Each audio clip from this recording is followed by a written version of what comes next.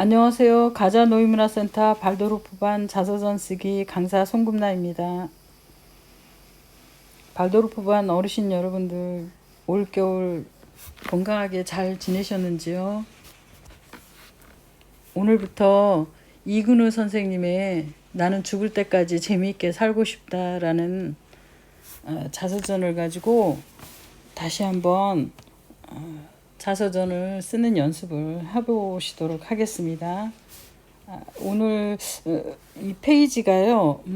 시작하는 페이지가 이제 우리 이남희 선생님의 글과 그림으로 제가 페이지를 시작했습니다. 이 촉각이라는 제목의 글인데요. 이 그림은 우리가 12감각론을 공부할 때 그때 이제 그림을 그리고 또 그 12감각에 대해서 공부를 하면서 이제 그 옛 추억을 한번 써본 그런 수업을 한 것인데요. 결과물인데요. 우리 이남희 선생님께 허락을 받지 않고 제가 무단으로 썼습니다. 용서해 주세요. 자, 그러면 우리 오늘은요. 이근호 선생님의 내 뜻대로 되는 게 하나도 없다라는 말은 틀렸다라는 제목으로 우리 어르신들과 함께 자서전 쓰기 연습을 해보겠습니다. 시작합니다. 내 뜻대로 되는 게 하나도 없다라는 말은 틀렸다. 미국의 한 노인병원에서 의사로 근무하는 친구가 있다. 이 친구가 환자들에게 일생 동안 가장 후회되는 것이 무엇인가에 대해 질문하고 통계를 냈더니 1위가 내 마음대로 하고 살 것을 이었다. 반증하자면 그동안 원하지 않는 삶을 살았다는 뜻이 된다. 그런데 과연 그럴까? 예전에 아내에게 농담투로 내 마음대로 되는 게 하나도 없다고 투덜거렸더니 이런 답이 돌아왔다. 종로 한복판에 가서 사람들에게 물어보자. 당신 살아온 이야기 들어보면 다들 당신 마음대로 살았다고 할 거다. 아내 말이 맞다. 남들이 보기에 나는 자기 주장이 강한 사람이었다. 내 주장대로 살았다. 하지만 남들이 보는 나와 내가 느끼는 나의 모습은 다르다. 그 차이 때문에 나는 내 마음대로 살지 못했다고 여기고 나의 내면을 모르는 이들은 내가 하고 싶은 대로 살았다고 느끼는 것이다. 그러나 크게 보면 사람은 자기 마음대로 살지 못하는 게 당연하다. 우선 태어나는 것부터 내 의사와 전혀 상관이 없다. 자신이 원하는 부모와 환경을 골라 태어난 이는 아무도 없다. 또 수많은 타인과 관계를 맺으며 살아간다는 점에서 하고 싶은 것이 다 하면서 사는 것은 불가능하다.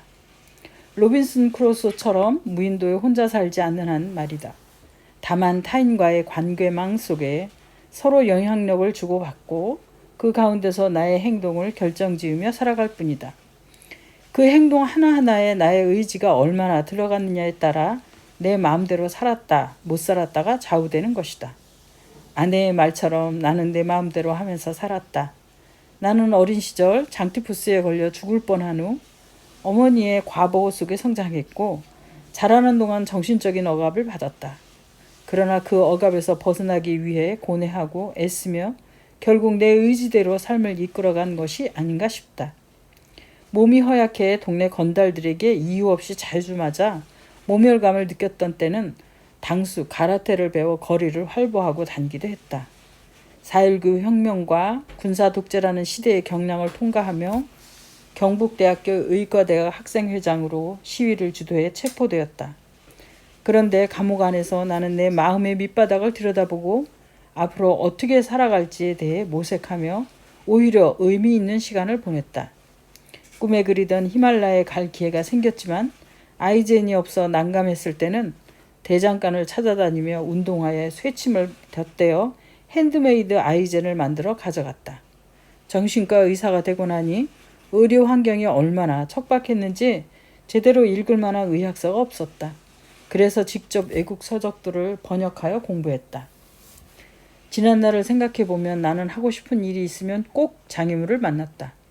그리고 그 장애를 넘는데 안간힘을 썼다. 그런 점에서 나는 내 마음대로 살았다고 할 수 있지 않을까? 인생은 내가 가고 싶은 길 앞에 기차 레일을 착착 깔아주지 않는다. 혹 정해진 기차 레일이 있다면 오히려 나를 엉뚱한 곳으로 데려갈지 모르니 조심해야 한다. 하고 싶은 일을 가로막는 장애물을 넘어서고 이겨낼 때 비로소 진짜 원하는 것을 찾게 된다. 그런 사람만이 내 마음대로 살았다고 말할 자격이 있는 것은 아닐까. 나이가 들어 내 마음대로 살지 못했다고 생각하는 것은 삶에 대한 후회보다는 아쉬움이다. 순간순간 내린 나의 선택이 쌓이고 쌓여 만들어지는 게 인생이기에 그때 다른 선택을 했다면 인생이 달라지지 않았을까 생각하는 것이다. 보통 시도해서 잘못된 일보다 하지 못한 일에 대한 후회가 더 큰 법이다. 하지만 나이가 들면 내 마음대로 살지 못한 것에 대한 후회보다는 좀 더 잘 알 수 있었는데 그렇게 못했네. 그래도 괜찮아 하면서 지난 날을 긍정하고 만족해야 한다.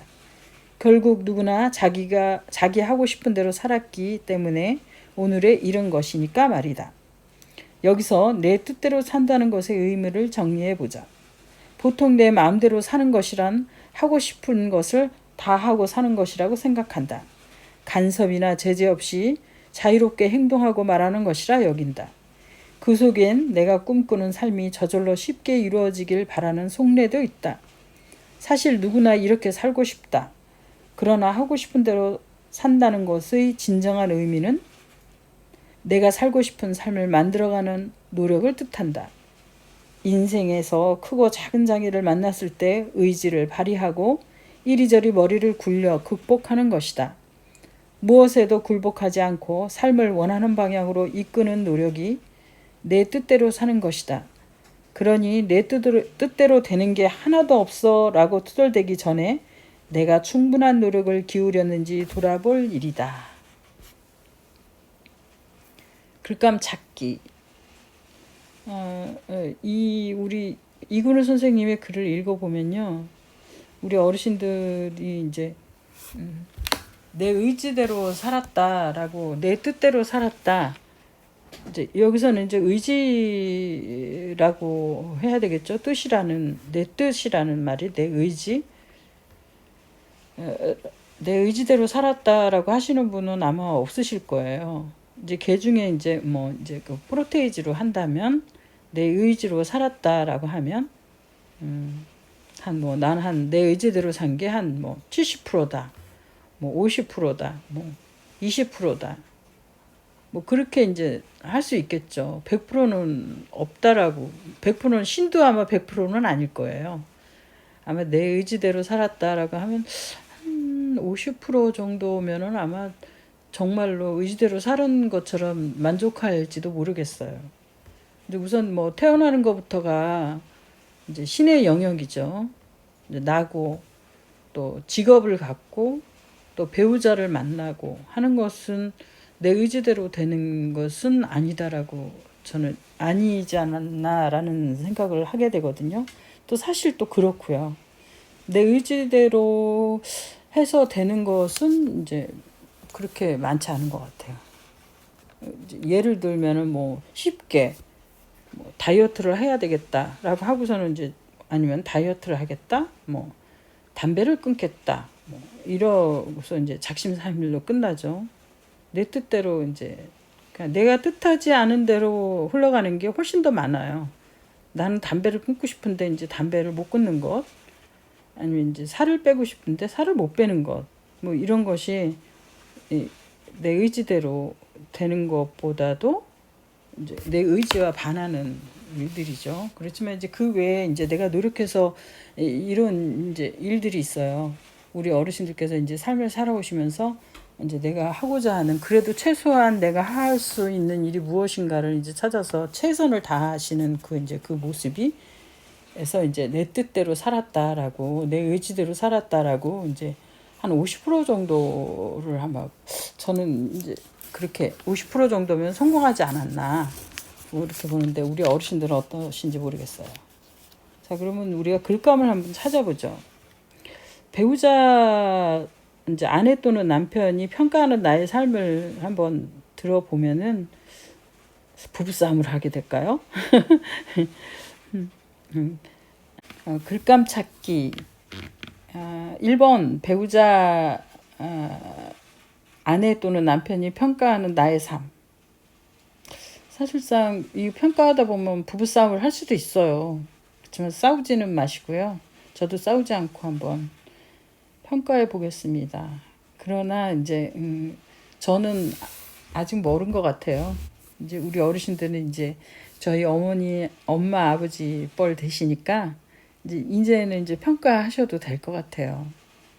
의지대로 상대방이 이제 느끼는 당신은 의지대로 당신 의지대로 살았어? 아니면 내가 원하는 그걸 뭐라 그럴까요?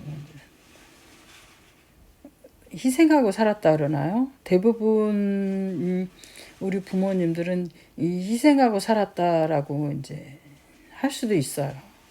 그러면 이제 좀 희생은 했지만 보람이 있다. 뭐 이제 희생이라는 말이 이제 나올 것 같아요. 여기서 희생이라는 말, 희생. 누군가의 희생으로 이제 살았다라고 하면은 좀 짐이 되죠. 그 다음에 빚을 진 거죠. 조금 좀 힘들어지죠. 그렇지만 이제 그 누군가의 희생으로 나는 이렇게 이제 살았다, 뭐 누군가의 도움으로 이렇게 살았다라고 하면 이제 그런 빚을 진 것에 대한 이제 감사와 고마움이 있겠죠. 이제 그런 게 있고, 그거와는 또 이제 반대로 이제 내 삶에 있어서 이제 3번과 연결이 되는데요. 이제 장애를 만났을 때, 그동안의 삶의 길에 장애를 만났을 때 어떻게 살아왔나요? 라고 이제 묻게 되죠. 장애를 만났을 때 이제 나의 의지가 어떻게 이제 전개됐는지. 거기서 이제 남들이 보는 나와 내가 느끼는 나의 모습은 이제 다른 것에 대한 인정, 그 다음에 나의 모습이 정말 진정한 모습을 이제 그 자서전에 꺼내놓을 수 있어야 되겠죠. 근데 이제 너무 그 적나라하게 이제 내놓으면은 이제 내 자존심이 상하지 않을까? 또 아니면 누구에 의해서 또 도덕적으로 판단을 받지 않을까에 대한 이제 두려움에서 우리는 이제 솔직하게 얘기를 할 수 없게 돼요. 그렇지만 거기에 불구하고, 그럼에도 불구하고 이제 나의 이야기를, 나의 정말 모습을 이제 제대로 이렇게 이렇게 꺼내 놓을 때 이제 나의 자녀들이나 내 주위에 있는 모든 사람들이 이제 이렇게 이해를 하게 되죠. 아,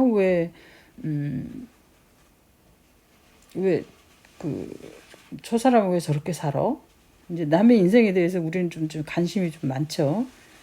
왜 저 사람 저렇게 살아? 그런데 이제 그 사람의 그 내면에 들어가 보면은 이제 그게 이해가 되죠. 그렇다고 해서 이제 범죄를 저지른 사람에 대해서 이제 이해를 하자라고 하는 것은 절대로 아니에요. 나의 욕심을, 나의 욕망을 위해서 다른 사람을 이제 희생시키면서까지 나의 욕심을 채우고 나의 욕망을 채웠다면 그것은 이제 범죄죠. 그렇지만 이제 그러한 어떤 저도 이제 도덕적으로 이제 범죄라고 이제 판단을 하게 되는데, 이제 경우에 따라서는 그것이 범죄라고 할 것까지는 없고, 그 사람의 희생에 대한 이제 고마움을 이제 느껴야 되겠죠.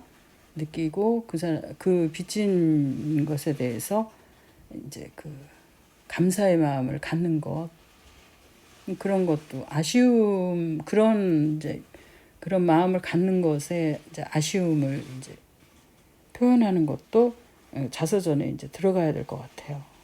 그래서 대체적으로 보면 나의 실수에 대해서, 내 삶에 대해서 정정당당하게 털어놓는 것을 털어놓으면 이제 놓은 것을 이제 뭐 어떤 사람들은 뭐 도덕적으로 판단하고, 이제 간디 같은 경우가 그렇죠. 우리가 이제 보기에는 되게 성자 뭐 이런 평가를 받지만, 또 이제 그 내면에 들어가 보면 이제 정말 그렇지 않은 정반대의 그런 모습들을 저희가 이제 볼 수도 있어요. 그렇지만 그것을 이제 가지고 우리가 우리가 이제 그 인생을 살아보지 않았기에 아, 이런 인생도 있구나 라고 느끼는 거죠. 네, 어르신. 우리 2021년도 첫 강의 재밌게 들으셨나요? 어르신들 오늘 하루 행복하게 보내시고요. 다음 강의는 내가 누구인지 알게 되면 경쟁할 필요가 없다라는 제목의 글로 찾아뵙겠습니다. 감사합니다. 안녕히 계세요.